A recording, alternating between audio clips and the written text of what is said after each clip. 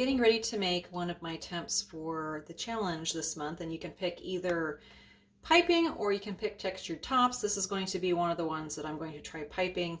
I am not proficient at piping. I'm brand new, brand spanking beginner at piping. So I don't have super high hopes for that, but I want to try it anyway.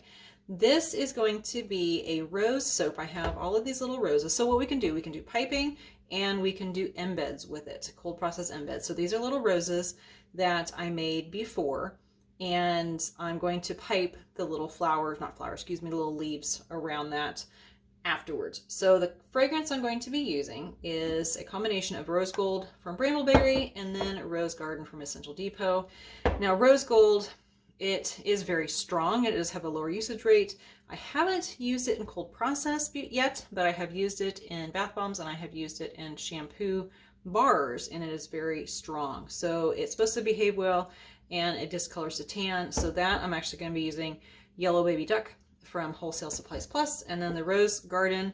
This is probably my favorite rose I've ever used, and it's well behaved and there's no discoloration. So this is from Essential Depot, and I'm going to be using Pink Lemonade Mica from Nurture Soap with that. And I'm going to just do an in the pot swirl, I think, or maybe drop swirls, I don't know yet. I'm going to do just basic swirls in this because the focal point will be more on the top, but it'll still have a very pretty inside. So once I get done pouring it, I'm going to go ahead and put little roses in place, and then we will come back to do the piping. And I also have a succulent soap that I'm going to be doing alongside with this, because I've tried piping once and I ended up with a lot more batter than I need, but I already have those oils and stuff all measured out.